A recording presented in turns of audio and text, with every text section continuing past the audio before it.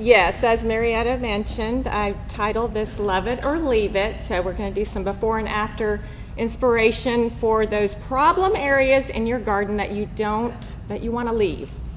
But we're going to turn them into areas that you love. So I just want to show you some gardens that I've done that with over the years. And before we get started with that, I have a few pet peeves I want to talk about that I don't love so much. So, all right, let's go. I've got a lot to talk about. I'm going to fly through this. So, drip irrigation. Do you love it? Yeah? Well, if you love it, don't just leave it. It's not a once and done. You've got to check to see that you don't have any lines that are crimped. When you're pruning your perennials in the springtime, you got to make sure you don't cut through those lines. And it's not really conserving water when you've got those breaks. This is in South Lake, and every Sunday I would go get my lunch after church, and I would see this river of water running through the parking lot from drip irrigation. So even, with your spray heads too, it's not a once and done. Check them, monitor that. If you love your trees, don't leave the wires on if they've been staked. This was at a client in South Lake, and that tree had been wired and staked for 3 years, and it grew into the trunk of that tree so severely that it ended up killing the tree. I don't really recommend staking your trees, but sometimes, if you have a company that installs them, they require that to guarantee the tree. So just be sure to remove those within a year. Don't leave girdling roots on your trees as well. Be sure to cut those off so that you don't damage the trunk of the tree, or they don't. Downspout extensions, something I don't really love. In this picture on the left-hand side over there, it looks like they have a little creek bed, but then they put the downspout extension beside the creek bed, so that doesn't really make a lot of sense to me. But in the right side picture, what I would do is I would put a different elbow on that, turn it toward the driveway, and then I would put the edging all the way to the driveway, and then I would put cobblestone in there, so when the water comes down from the downspout, it would hit the cobblestone and go out to the driveway. So those downspout edges or extensions, when they come out onto the lawn and you mow your lawn, it seems like they run over the edge of it and it squishes it and the water can't get out, and it's just something I don't love. So what I do love is doing what I call downspout creek beds. So you can see the downspout coming down the house, and then it hits the cobblestone and runs through the bed and then goes out. So you don't lose your mulch and your compost every time it rains. It's running over the cobblestone, and then throw some boulders in around it too, and then when the plant material grows nearby, then it just looks like this little stream bed running through your garden. Same here. You can see how it's the downspout coming down by the door there, and it just hits that cobblestone, and it just looks natural running through the garden. Nandina towers. Please don't do these poor Nandinas. They should be pruned once a year, 1/3 of the shrub per year, and you take the tallest canes down to the ground and prune them at the ground. Have I done a pruning program for y'all? I think I have. I can't remember. If not, put me on the list. Anyway, it just keeps them in a natural form instead of that. That's in Keller. You can see it. They're still doing it. Mushrooms, Yopon hollies. I love Yopon holly trees, but I don't really love them in this mushroom shape. There's windows behind there. You can't see out of the window. You can't plant anything underneath of it. So what I recommend doing is letting it grow out naturally. And this took 3 years to do this. We just started limbing it up from the bottom and letting the top grow out naturally. And now you can see out the windows, and you can we planted some kaleidoscope abelias underneath of the Yopon, and it's zero maintenance at this point. The mushroom is a lot of maintenance to keep it in that shape. All right, another pet peeve is edging that's not been put in the ground. Whether you're using metal or bend board, they're usually come in about 4 inches. 3 of those inches should be in the ground to stop your Bermuda from growing underneath and invading your bed. You can see here how it's already invaded the bed because it's just got a free reign to go right underneath that edging, and that's what Bermuda will do. So put it in the ground. You've got to dig a trench and then set your edging down in it. You can't just pound it into the ground or you'll smash it to smithereens. And then here, I don't care for edging against concrete. Your concrete is your edging. And so here, just having that tiny little strip of grass with that edging coming so close to the concrete, it just makes for a maintenance hassle. You're not going to get grass to grow in that skinny little edge, and it just makes a place for weeds to grow that you don't have a tool skinny enough to even get in there. So again, to me, the concrete is the edging, and you don't need to install another form. I learned from a landscape architect that you always want the edges of your bed to look more like the back of a dolphin than the back of a camel. So what do you think about these two? I would be dizzy if I had to mow that snake edging. So, and here again, this is in Colleyville. The edging's not in the ground and it's such an odd shape. So again, put your edging in the ground and do nice sweeping curves like that. Sweeping curves, easy to mow. I'm all about easy mowing. You have to mow your lawn every single week, so make it the easiest thing that you have to do. Long sweeping curves. Again, here we are with that little corner right there. It's just very hard to mow into that. There's drainage that runs through this area, so it just was not functioning. So we softened that curve and made it an easy mowing line. And then the drainage now works because it flows across the lawn and goes through that cobble and doesn't keep washing out the bed. So please tell me this white rock mulching is not coming back in fashion. This is a brand new house in South Lake, and I'm just like, oh, what do y'all think about that? Do you love it? Yeah, I can't see your faces, so I don't know. I don't love it. I don't love it. Large trees in the parkways. I don't love that either because it just wreaks havoc on the curbs and the sidewalks.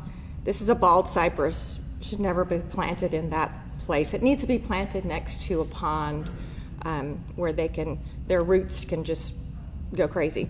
And I don't love when you put those little rings around your trees because they're just going to break up sooner or later anyway. When you have a little teeny tree, you're thinking you need to put something around it, but you don't. Just mulch around it. Don't mulch up on the trunk. But eventually, as the tree grows, it's going to break apart any form of concrete around it. Dollarweed. It looks really pretty in a pond. This is at the Grapevine Botanic Gardens, but it is a terror in your turf. Very hard to get rid of. It loves water, so maybe cut down on your watering on your lawn if you have it growing in your lawn. Or I don't like using, 2,4-D will kill it, but I don't like to do that in my own garden because I live so close to Lake Grapevine and I have a sloping backyard. And so I heard a gardener from Ireland the other day talking about the FAT method, the finger and thumb method of weeding. I love that. So I use the FAT method to get rid of dollarweed in my lawn. I just go out there and pull it out.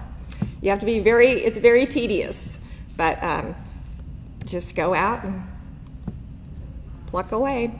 Love it or leave it. There's 3 different ivies growing in here, but I'll just point out 2 of them. This is Virginia creeper, which is fine. It's very aggressive, but it's not going to make you break out in a rash. This is poison ivy. So if I take this away, it's kind of hard to decipher which is which, but look carefully before you start pulling vines. And there's also Asian jasmine. I just noticed that back in there too. Okay, artificial turf. What do you guys think? I never, ever would have thought that I would like artificial turf, but I have a client up in Lantana that they're in their 70s, maybe pushing 80, and they have a very tiny yard, and they didn't want to have to mow, and they have a pool, and they put in artificial turf, and I was quite impressed. They have come a long way with it, and it looks pretty good. So, all right, so now we're going to get into those problem areas and how I've addressed them for some inspiration for y'all. This is my front yard back when it was nothing but dirt. So over the years, I have added gardens and perennials and shrubs and even planted along the sidewalk, the hill strip area. This is my backyard, just sloping down toward Lake Grapevine and nothing but dirt. So over the years, I've been there 22 years, and yes, I have been on the promenade tour, which I so missed this year, but I was grateful to be on that tour and share my garden with everyone. So this is how it looked a few years ago, and that's how it looks in the fall. And the last couple years, my oak tree has grown huge, and so I'm having trouble growing grass. So what do? I make more beds. So I just took my orange cord and laid out the line to get the shape of the bed that I want, and then I added plants that can handle part sun, part shade, because this area does get a little bit of sun, but it's mostly shade. So you can see my plant list there. One of my favorite new plants is that Everillo carex. It's that real limey green grass in the background there. It grows about 18 inches tall and wide. It's a Southern Living Plant Collection plant. It has just done so well for me. So if you find that plant, go ahead and get it. There's other carex or sedges on the market right now, but I just particularly like this one for the color. It's a grass that does well in shadier conditions. And usually ornamental grasses need full sun, but this one is for shade. So check it out.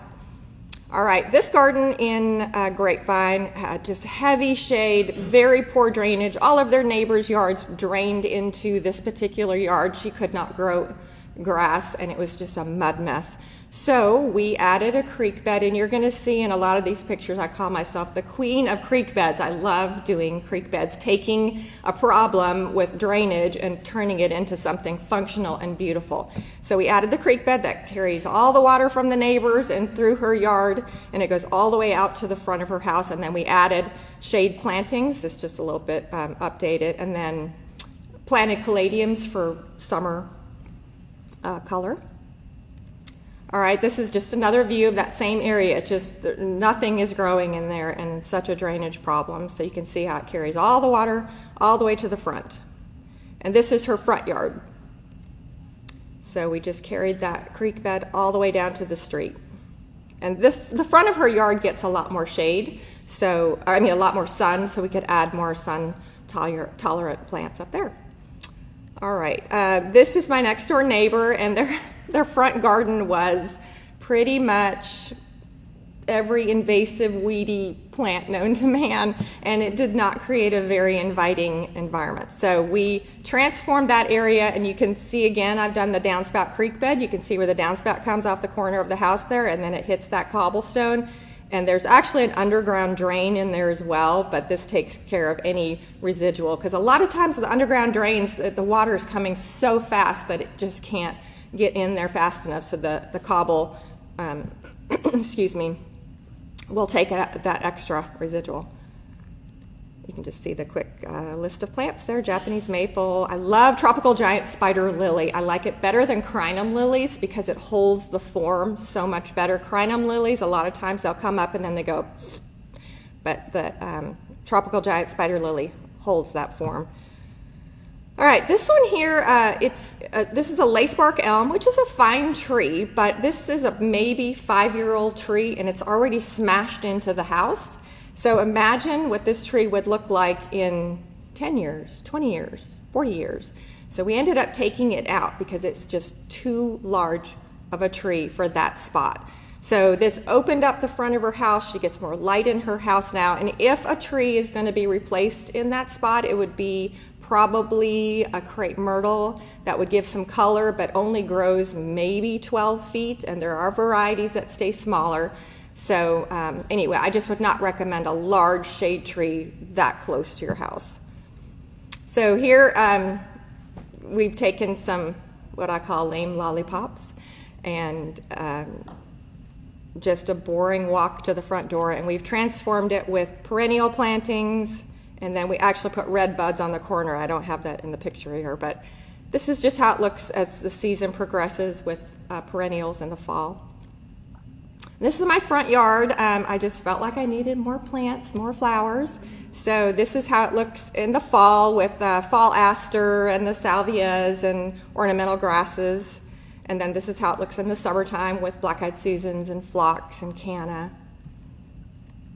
So, and we all have those areas that started out full sun, and as the trees mature, this is my red oak that is now 22 years old, and I can barely get my arms around it. So then over the years, the shade has increased, so I took out all of the lawn and I started adding flagstone, and I put dwarf mondo in between the flagstone for the pathways, and then just added Japanese maples, oak leaf hydrangeas, Turk's cap, akuba, lots of akuba in my garden.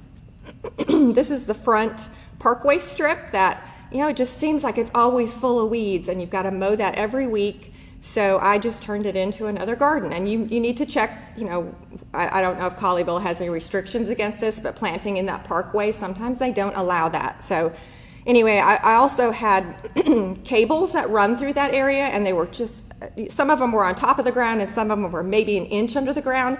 So had to dig very carefully through that area. What I did then is I took and I mounded compost right down the center of the strip, and then I added small boulders and large cobblestone along the edge to hold that compost, and then I planted right down that middle.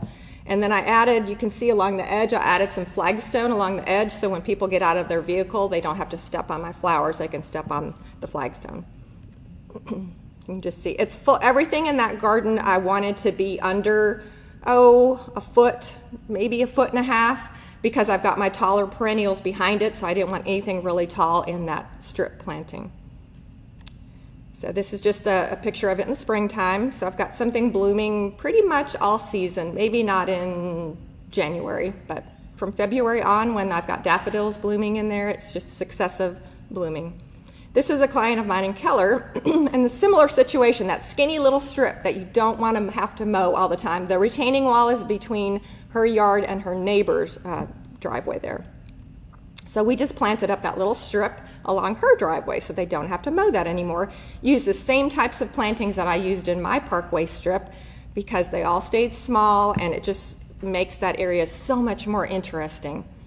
All right, this garden in South Lake, you can see where their patio is there, and they built the outdoor kitchen, so it blocked their walkway through that area. So she said, now I need a walkway that goes, around that outdoor kitchen. So I got to looking at the area, and I thought, well, those Burford hollies are blocking your window. They're a fine shrub. They're just blocking the window, so I think we can do better with that.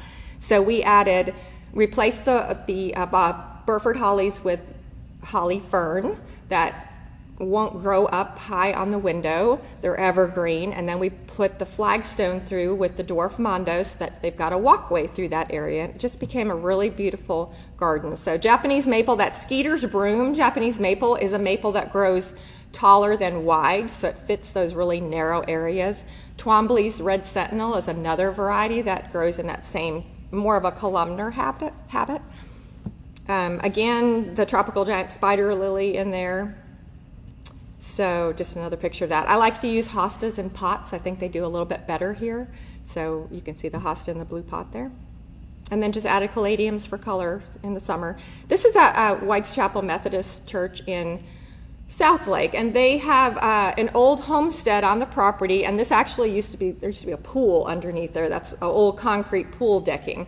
And they wanted to create a sanctuary garden. They have support group meetings at this old homestead. And so they wanted people, when they came out of these meetings, to have a garden to go into. So we created this.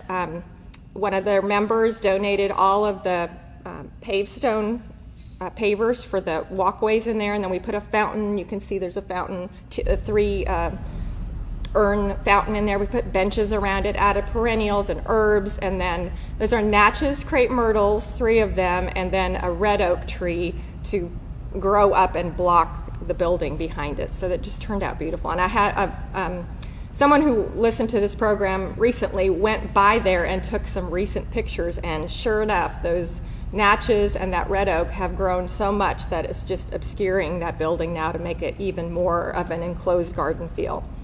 So this garden is in Keller, and just a boring expanse of lawn and looking at the fence. So we added a 3-tier pond, and now it's this beautiful ecosystem. She gets frogs and toads, and she's got koi in there, and it gets dragonflies that come to her garden, and hummingbirds to all the perennials around there. So and her patio is off to the right-hand side here, so they can sit on the patio and just enjoy that garden. This is on the other side of her yard under a large cedar elm tree. So we just created this garden. I think I've got the plant list here. Again, oak leaf hydrangea, Japanese maple, some abelias, purple heart, growing in those conditions. This is on the north side of her house. That was just a muddy mess. It's too shady to grow grass there, so we added a flagstone pathway.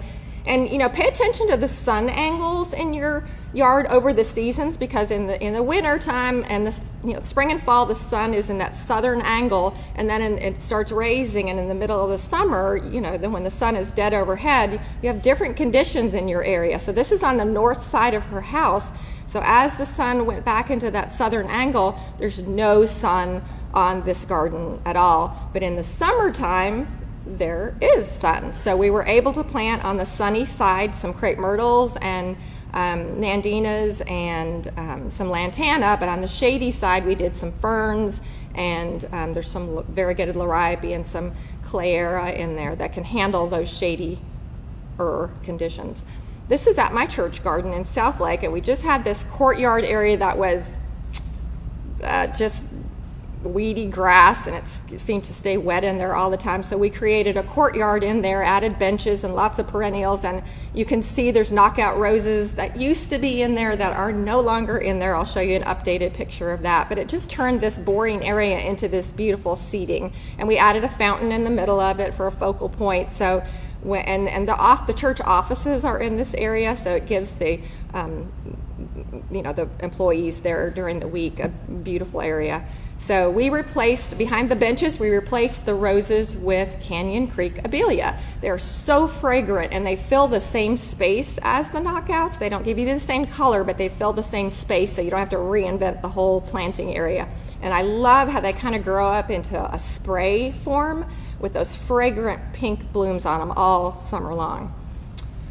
This is also at my church garden. We had this sloping side on the southwest corner of the church, and it's almost impossible to mow that steep slope.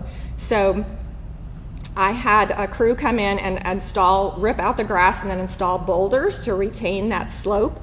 Then I went in and I planted it with perennials. So this is right after it was planted. And this is this last spring, so this garden is only 1 year old, so all the perennials are starting to fill in, and then this is the summer, this summer. So in 1 year, it has just really started growing and filling out, and again, southwestern exposure, full blasting all day hot sun. So choose your plant material that can handle that.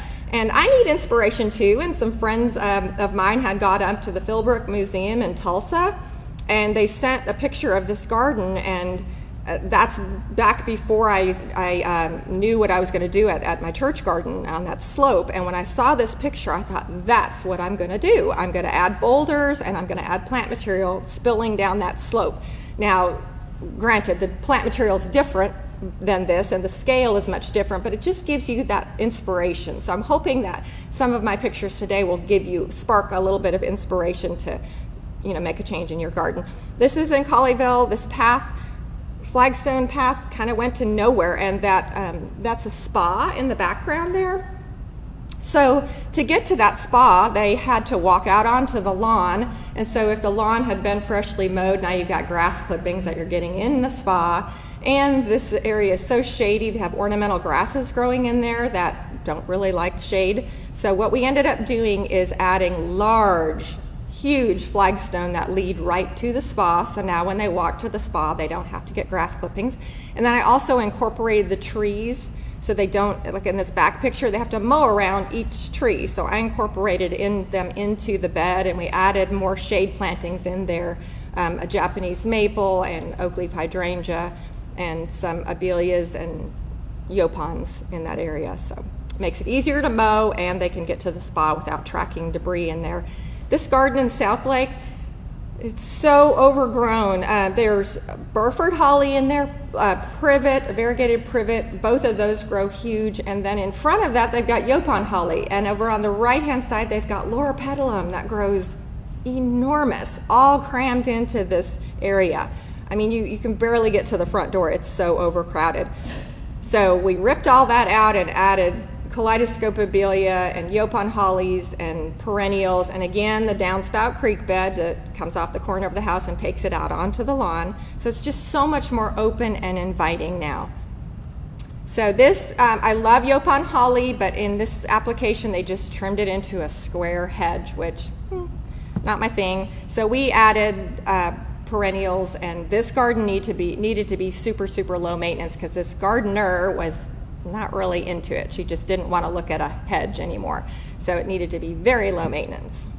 All right, this garden in, I think this is Colleyville too, just huge erosion situation. Behind them is a 2-acre property that all drains into this yard, and they have so many old mature trees here they could not grow turf grass anymore. So you can see all the roots from the trees. So they're, you know, what can we do this? So what do? Creek bed. So the mouth of this creek bed is like 10 feet wide to handle all that water that's coming in way up back by that back fence. So it comes underneath the fence, it flows through this area. We added boulders to create some beds along the creek bed so it wasn't just a straight trough of cobblestone. So then you can see it as it's maturing. We added, again, Japanese maple, cast iron plant, oak leaf hydrangeas, all of that, and ferns, so that the water can carry through that garden without, without eroding. So just a picture of it in the wintertime. And this is the same garden across their yard.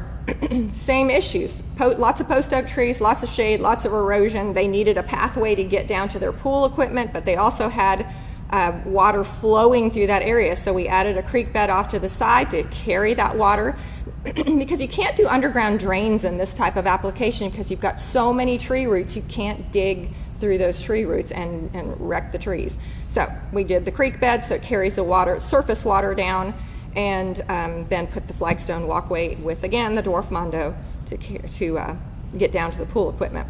Front yard, same situation, lots of trees, lots of shade, cannot grow turf grass, and she wanted to be able to get an easy pathway that goes around to her garage where she keeps all of her gardening supplies so that she can plant her annual color and just go back and forth while she's tending her garden. So we added that pathway that goes all the way around to the garage and then gave her some beautiful plantings. We actually did remove a live oak from their front yard because they had 3 live oaks in their front yard that created so much dense shade. So we kept the 2 outer ones and took the center one out to open up the view of the front door and give some more light so they could grow turf grass.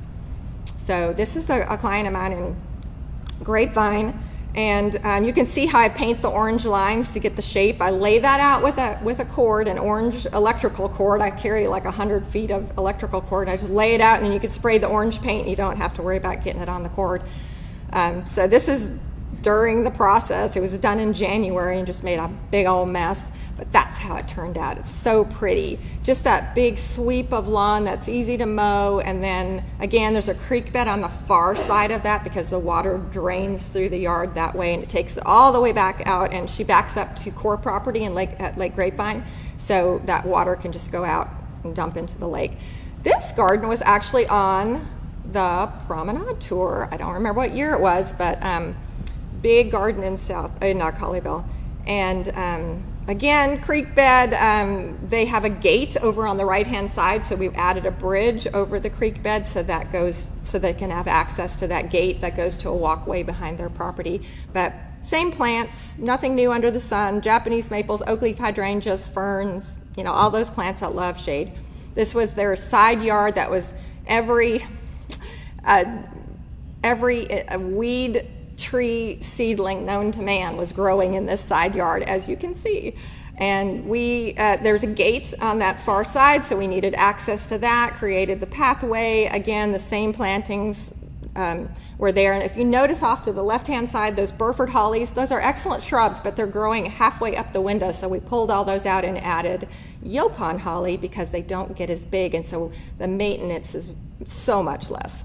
This was the front yard that had, it's not called eupatorium anymore, but mist flower it's a monarch magnet, but it's so invasive, so be careful where you plant that. I got 2 little 4-inch pots from the Grapevine Garden Club plant sale one year, and in 1 year it was 6 feet wide, so cannot stay in my garden anymore. But anyway, it had taken over this garden, and daylilies had taken over, and it was just a mess. And again, look at those Burford hollies, excellent shrubs, but they have gotten so out of control. Those can be pruned so hard in February. I mean, you can whack those back by half and they will come back just great. Do it in February. So you can see how we tidied all of that up, added some abelias, tidied up the Savannah holly there, and limbed up the crepe myrtle so you can, clean all that up. All right, again, dense shade. A lot of us have those situations now where our live oak trees have grown huge and we can't grow anything underneath of it. So mondo grass, regular mondo grass is what I recommend for that dense shade. Not the mini mondo or the dwarf mondo because it spreads so slowly, but the regular mondo that grows about 6 or 8 inches tall will cover in a year and handle that deep shade. Again, same thing, post oaks, slope. So we added lots of cobblestone to handle the water coming off the street area. Then we added that large sweep of the mondo grass, and behind that in that bed we put cast iron. So you can just see how that's matured, and it just solved that eroding slope. This was a garden in Grapevine, and you can see the patio off to the left-hand side there, and then the street. So they felt like when they were sitting on their patio, they were just in everybody's view to the street. So they wanted some screening there, but then you can also see they have a drainage issue right through that area. So what do? A creek bed. So I installed a creek bed that goes through this garden, but we installed Oakland hollies along the street side so that when they're sitting on their patio, as those shrubs mature, it will give them some screening so they don't look like they're just sitting out there in view of the street. So, and then I think I have another picture of it, how it's maturing here. You could use Nellie R. Stevens holly, Savannah holly. These are Oakland hollies. They say if you want a holly, you don't have to prune, get Oakland holly because it retains that pyramidal form without a lot of pruning. So this garden up in Trophy Club, it was just, it backs up to a golf course, so they're missing out on that view and looking at this large hedge of Nellie R. Stevens. Nellie R. Stevens, excellent plants. It's just keeping them at 6 feet tall and in a rectangle hedge is a lot of work. So we didn't rip them out, we killed them because that would have been a lot of digging. So we cut them off and put stump killer in there to kill them.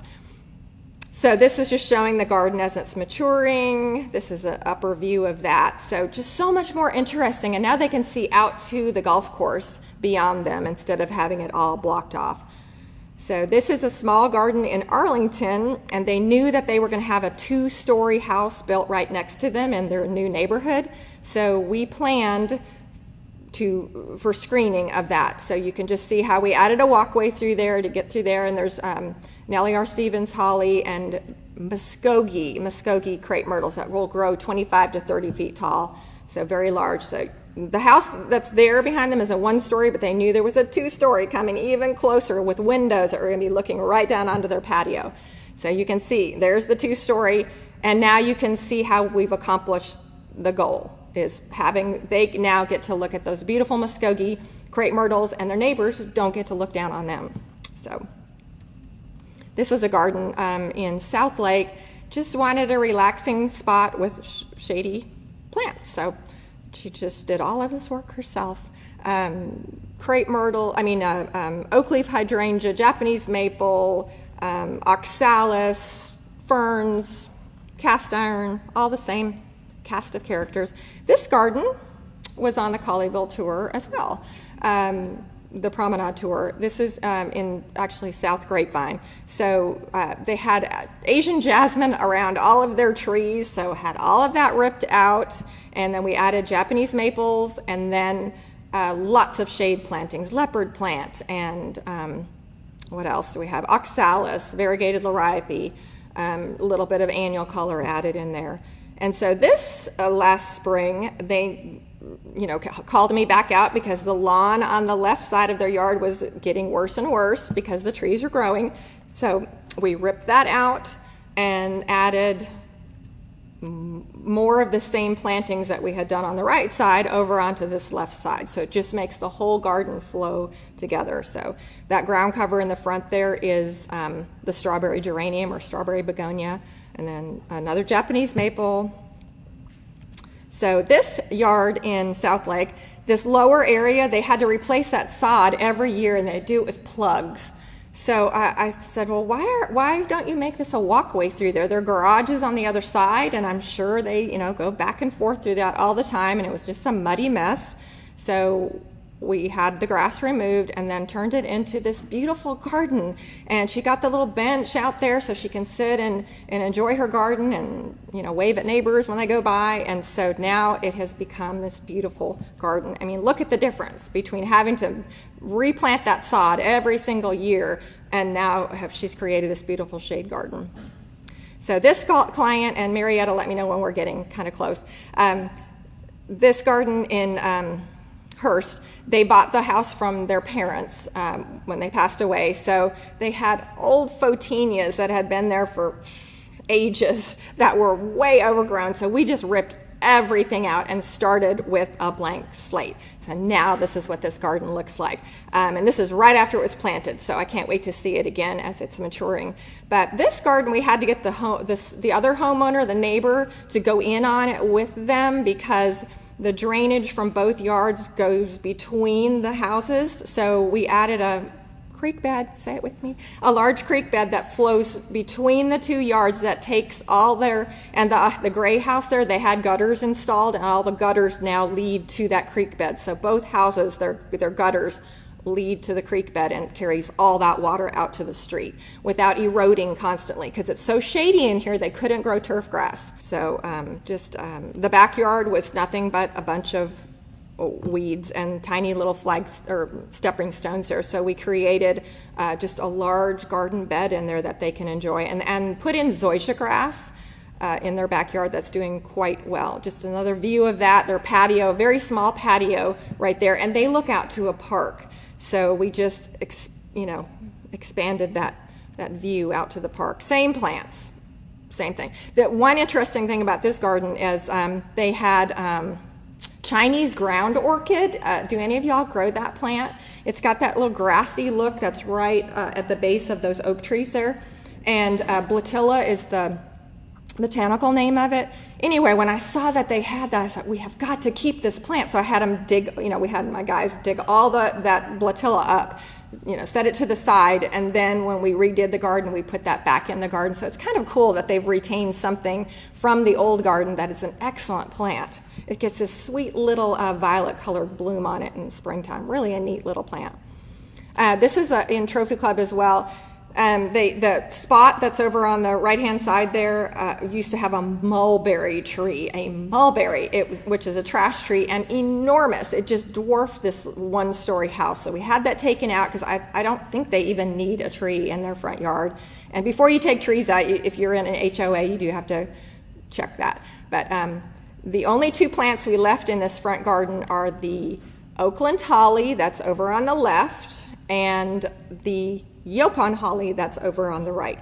So we landscaped down the steps, and because the whole yard is sloping and the bed along the steps is sloping, I added boulders kind of sporadically up the slope so that if any rain that comes down, it would kind of terrace that area. So added some small variety crepe myrtles on the end, and you can see the Oakland holly, that's kind of that egg shape right there. We kept that, and then added another Yopon holly that will grow 15 feet and let it grow into a natural form. We added that on the opposite side of the house, so the house is now balanced with more appropriately sized trees. They're actually shrubs, but we make them be trees. So, and then this is just how it's progressed over the summer. So now they have this beautiful, walk up to their front door. And there's a fountain up there by the front door and everything too. This soggy side yard, they get drainage from the neighbors. And a lot of times you have to get cooperation with your neighbors because, our houses are so close together and one yard drains into the next. So try to get some cooperation with that. But anyway, couldn't grow grass well there, so we added the creek bed to take the yard water from the neighbor, and then they needed to walk through that area too. And then again, same plantings, ferns, maples. This garden here in Keller, back when they had sun, they could grow St. Augustine, and this is in the wintertime, so the St. Augustine's dormant, but they could grow a fairly nice stand of it. But as the trees grew from in the neighbors and their yard, they have a live oak and a red oak in this tiny backyard. So anyway, it just turned to mud and they were getting frustrated with it. And he tried to do a creek bed, but notice the downspout coming down, and there's no connection between that downspout and the creek bed. So he was frustrated because it kept washing dirt into the creek bed. I said, please let me come over and help you. So now you can see where we've taken the downspout and connected the creek. The creek bed now connects to the downspout. So when the water comes out, it flows into the creek bed, and then added the flagstone and again the dwarf mondo, and it's just become this very lovely shady backyard that's functional. All right, this client here, she has a gym.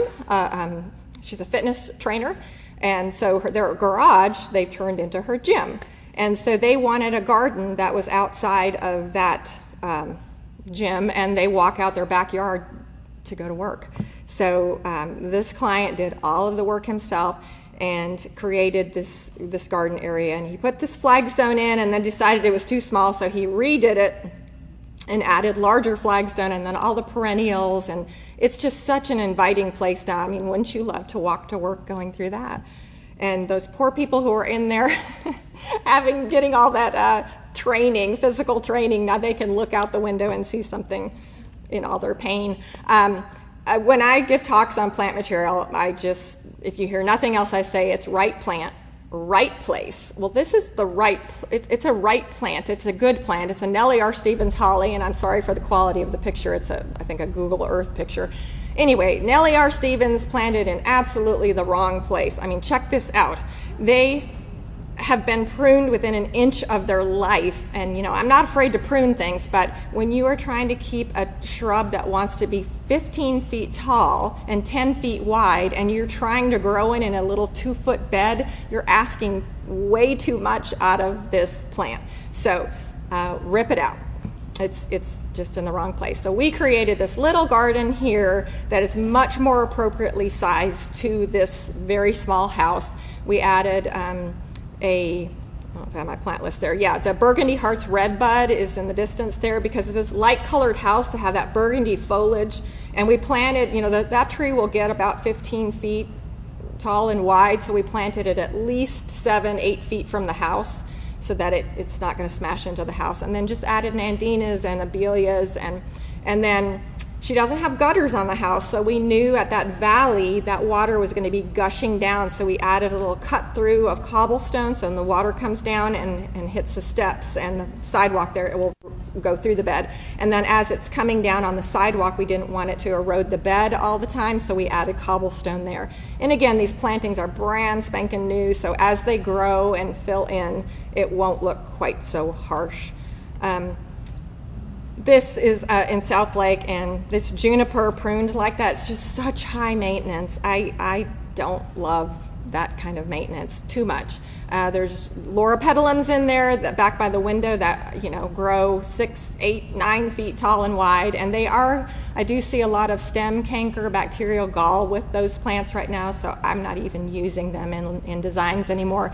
And there's Indian hawthorns in here that have fungal leaf spot on them, and so just high maintenance and problem plants. So we redid this whole area. We kept one plant. You can see the lollipop mushroom yopon there. So we're going to grow that out. It's going to take about 3 years, but we're going to grow that out so they have that natural look. But it was in a fine spot, and it's a great plant, so we decided to leave it. But the rest of the plantings now are appropriately sized for a once-a-year prune, and that's my threshold on placement of plants. If it can fit that space with a once-a-year prune, hard prune, and then maybe a tidy up in the fall, that's how I choose the plant material that will go in that spot. And then just added annual color along the front right there, and you know, as the water comes down, just hitting the sidewalk, it can erode the edges right there, so we added the cobblestone. And then this yard, again, a huge live oak tree. They're not able to grow the grass underneath there anymore. The shrubs had gotten so large, it was completely blocking the window. Those shrubs were fine plants. They're just in the wrong place. So we opened it up. Their son was in the house when those shrubs got taken out, and he was like, wow, it is so bright in here now. So anyway, we put Yopon hollies up against the house so that they will never grow up above the bottom of the window again. And then we took all of this liriope that's growing at the base of that live oak, and it was scattered around in other parts of the bed, and we divided it and had enough to plant that whole area underneath the live oak. So now we've taken bare earth and turned it into something that will be evergreen and super low maintenance. You just take a weed eater, chop that down in February, and you don't have to touch it again. So, and then we added a walkway through that area. This is the last job that, one of the last jobs that I've done. This is out in South Lake, and huge yard with huge erosion problem. Sandy soil and on a slope, so every time it rained, all of that sand was downhill. And they had a creek bed that someone else had installed downhill, so all that sand did nothing but fill up the creek bed and rendered everything unfunctionable. So here they have winter rye or perennial rye. This was taken in the early spring, so it's still growing there, but it wouldn't, you know, it's an annual, so it wouldn't survive the summer there. And it's too shady to grow turf grass. So what we did is we terraced this yard, so brought in some big boulders to raise up that upper area, and then we used chop stone to kind of make a smaller area to divide off some ground covers. And so that's what that yard looks like now. And up at the upper level there's a spring up there, so that area stays very wet. So we ended up planting sweet flag, golden sweet flag, which is actually a pond plant. It loves water, and it spreads. So I knew it spreads by clumping. It's not invasive in the least. But I knew that plant would be so happy up there and would soak up that water, and it gives a real grassy texture. And so then we just added a big sweep. I think I've got another picture here. No, we added a big sweep of that Mondo grass because it's very shady. And then we added the Everillo sedge. That's the lime-colored grass in there. It, again, will grow 18 inches to 24 inches tall and wide, and it's very drapey. So it will just form a really soft, limey green sweep through there. And then holly ferns, cast iron plant, another Japanese maple, some elephant ears, things like that. So it just took this erosion situation and fixed it, because we've had a couple hard rains since then, and the client is thrilled because they don't have erosion anymore. The other side of their yard, more shade, more erosion, huge amount of water coming through the side yard. So we did an enormous creek bed that comes off of their driveway. Water comes from across the street down their driveway and just, rips through the side yard here. So huge creek bed. And this is new plantings. As those plants start to grow and soften all that rock, it will look much better. But we added the Everillo over there, Japanese maple, some creeping jenny, ferns, leopard plants, things like that, just to soften that whole area. So anyway, I hope that you are inspired by some of these pictures and got some ideas, maybe a different scale, but just to give you some jumping off ideas. And so I do have a blog, and I have a Facebook page if you're interested in checking out. I try to post educational things on there, not just all pretty pictures. Yes, Janet? I know you have a lot of creek. Yes. Yes. How do you keep all the weeds and stuff out of there, or do you just go? I'm glad that you asked that question. Creek beds do need maintenance in that they need to be blown out. You've got to blow the leaf debris out of that because the leaves will decompose and become compost, and if you don't blow those out, then you're going to fill your creek bed in with compost and it will render it useless. But it's so easy. I mean, just go get you a battery operated blower and zip on through it. It's so easy. I've had my creek bed in for if not 15 years at least, and still working great. Just blow it out. Yes. How do you keep the grass out of the mulch around the stone walkways? You had a lot of flagstone walkways, but how do you keep those? The fat method. Finger and thumb. No, or a lot of times, so I plant the dwarf mondo in between, so if that gets planted heavily enough, it will crowd out that stuff. Things don't have a place to seed it. Much before you put it in? The mondo, the dwarf mondo, or? No, the walkway itself, is it in the construction process? Yes. I mean, we remove any turf grass that's in the area, and they get nestled down into the mulch in that area, so they're not all wonky. They're nestled down in there, and sometimes they're set in decomposed granite, and that will, decomposed granite is soil. It will grow things, so you're going to have to weed that, and you can do that with little tools, or you can use chemicals, but to each your own. Yes. Yeah. Is your once a year prune always in February? My once a year prune for things that don't bloom in the springtime, yes, is February. All your hollies, all your liriope, your ornamental grasses, all of those bread and butter shrubs get pruned hard in February. And that's when you can get away with that. And the reason it's February is our last average freeze is mid-March. You back that up 3 to 4 weeks, that puts you into mid-February. And so you do that hard prune and it spurs all that new growth. So by the time the new growth comes, the freezes are done, everybody's happy. If you wait until the plant has put off its new growth, it's expended all that energy and now you're just cutting it off. I want to see all that new, fresh, light green growth. It's so pretty. And you get rid of all the old, like with liriope, when you prune that off, you get rid of all of the tattered little edges and you have all that nice new fresh growth, and it's so easy to prune that. But yeah, but like things like or what else? Certainly mophead or macrophylla hydrangeas, you don't want to prune those in February. You're going to cut off the blooms. Things that bloom in that April time frame, you don't want to cut those in February. So it's a short list. Did I get you? Yes. Tony, what was the plant that you said you had gotten in 2 small 6-inch pots? Blue mist flower. Blue mist flower, it used to be called Eupatorium coelestinum, and I think it's conclonium or something like that now. There's a Greggii and a coelestinum.